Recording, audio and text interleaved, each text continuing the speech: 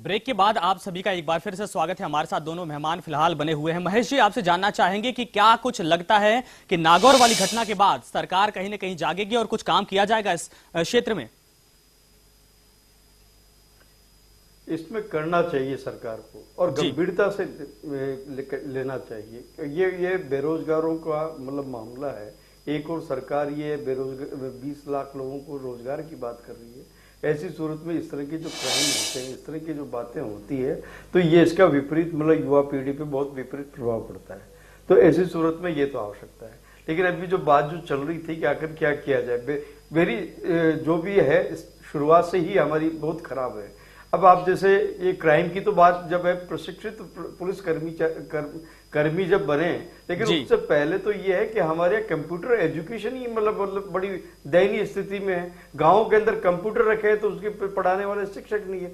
शिक्षक बच्चे पढ़ना चाहते हैं लेकिन उनको शिक्षक नहीं, सुविधाएं नहीं, कहीं बिजली नहीं, कहीं मतलब क्या कहते हैं ना, कहीं ये सब सुविधाएं हैं तो वहाँ कंप्यूटर नहीं। स्थिति बड़ी ऐसी विचित्र है कि जिसे आज अगर शुरुआत से कोई बच्चा अगर 10 से रगरूट भी अगर भर्ती होता 10वीं या 11वीं 12वीं पढ़ने का मामला, तब तक तो 10-12 साल के अंदर तो। लेकिन ये काम तो सरकार को ही करना होगा ना कि यहाँ पर तकनीकी तौर पर हर स्कूल कॉलेज को डेवलप करना होगा। इसके अलावा देखा जाता है कि बीटेक किए हुए लड़के घूमते हैं, तकनीकी रूप से दक्ष लड़के घूमते रहे हैं, बेरोजगार हैं, पढ़े युवा हैं, लेकिन उनकी कहीं पर अब तक पूछ नहीं होती है, उनको रोजगार नहीं दिया जाता। अगर ऐसी जरूरत है तो यहाँ पर सरकार अगर ये कदम उठाती है तो बेरोजगारी की समस्या भी खत्म होगी और जो साइबर क्राइम हो रहा है इस पर भी लगाम कहीं ना कहीं लगेगा।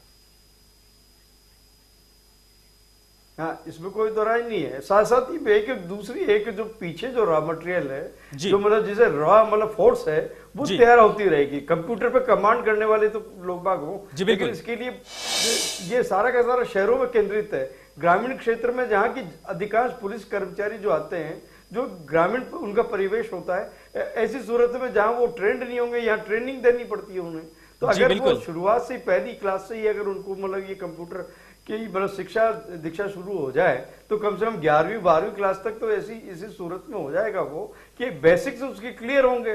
तो उसके बाद में अगर थोड़ा सा इंटेलिजेंस उनको ट्रेनिंग दी और अच्छे काम करने लगेंगे। लेकिन सवाल ये है कि इस योजना को बहुत अच्छा लगता है, लेकिन उसे हकीकत में अंजाम देने में अभी बहुत टाइम लगेगा और बहुत संसाधन बिल्कुल बहुत समय लगेगा। राजेंद्र जी, आपसे जानना चाहेंगे कि क्या कुछ किया जाना चाहिए ताकि इस तरह के अपराध पर लगाम लगाई जा सके। सरकार हो सकता है कि नागौर की घटना के बाद, चूंकि सरकारी मंत्रालय में ये सब हुआ है, सरकारी मंत्रालय के वेबसाइट को हैक किया गया है, उसके बाद ये घटना हुई, हो सकता है कि सरकार कोई कदम उठाए, लेकिन क्या लगता है आपको कि क्या कुछ किया जाना चाहिए? इसमें तो यही है कि कोई एक्सपर्ट जो पुलिस अधिकारी है उनकी टीम बनाए और टीम बना के ये जो भी अपराधी हैं इनकी तह तक पहुंचे। तह तक पहुंचने के बाद ये पता लगाए कि इनके पैसे कहाँ गए हैं, कौन से बैंक खातों में जमा किए हैं, उन पैसों की रिकवरी करे। इसके अलावा जनता भी ध्यान रखे कि जो कहीं पे भी कोई इस प्रकार की भर्ती निकली है, कम से कम थोड़ा बहुत पैसा कहाँ कौन से बैंकों में जमा हो रहे हैं, थोड़ा इस बात का भी ध्यान रखने की जरूरत है जी। अब कोई एग्रीकल्चर डिपार्टमेंट के नाम से कोई ऐसे खाता कोई बैंक भी नहीं खोल सकता। मैं समझता हूं कि बैंकों को भी इस बारे में विशेष ध्यान रखना चाहिए कि कोई सरकारी विभाग का खाता खुलवाता है तो उसकी सरकारी विभाग के अधिकारियों से बुलाकर तस्दीक करवानी चाहिए।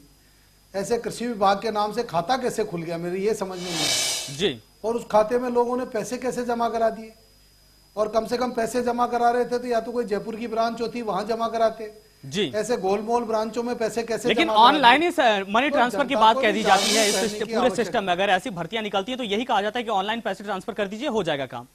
ऐसे में अगर बैंकों तक लोग पहुंच ही नहीं रहे हैं तो कैसे आखिर जागरूक होंगे, लोगों को कैसे जागरूक किया जाए? नहीं, आप देखो, आप जागरूक तो रहना ही पड़ेगा। आप कृषि विभाग में टेलीफोन करके पूछ सकते हैं आजकल के साहब ऐसी कोई भर्ती निकली है क्या, ये साहब पैसे मांग रहे हैं नेट पे। जब हमको चारों तरफ से पता चल रहा है कि नेट है वो फर्जीवाड़े का डब्बा हो गया है पूरा, बहुत बड़ा। बिल्कुल राजेंद्र जी, यहाँ पर लोगों को जागरूक करने की जरूरत है। महेश जी, आपसे जानना चाहेंगे, बहुत कम समय है, आपसे जानना चाहेंगे क्या कुछ किया जाना चाहिए लोगों को जागरूक करने के लिए कि इस तरह के अपराध से वो बच सकें? देखिए, ये एक तो प्रारंभिक रूप से इनको स्कूलों के अंदर मतलब शिक्षित किया जाना चाहिए, बच्चों को भी सावधान किया जाना चाहिए।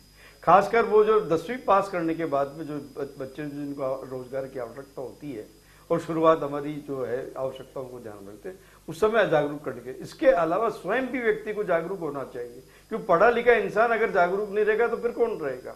तो लेकिन ऐसी सूरत में आपको ये साथ साथ ही में कॉलेज एजुकेशन में भी आपको मतलब कहता हूँ उन युवकों को भी अपने सावधान रहने की आवश्यकता है, उनके शिक्षकों को और ये वगैरह की, और साथ साथ ही सरकार को भी एक ये प्लान करनी पड़ेगी। बिल्कुल, सरकार को भी यहाँ पर जागरूकता अभियान चलाना चाहिए। बहुत बहुत शुक्रिया आप दोनों लोगों का, महेश जी, राजेंद्र जी। तो यहाँ पर देखा जा रहा है साइबर क्राइम का मामला बहुत ही ज्यादा पेचीदा होता जा रहा है, लेकिन हमारे पास वो सिस्टम डेवलप नहीं है कि हम यहाँ तक पहुंच बना सकें। जरूरत है कि टेक्नो फ्रेंडली लोगों को सिस्टम में लाया जाए, जिसके बाद इस तरह के अपराध पर अंकुश लगाया जा सकता है। तो फिलहाल स्पेशल रिपोर्ट में इतना ही, लेकिन न्यूज इंडिया पर खबरों का सिलसिला लगातार जारी है। नमस्कार।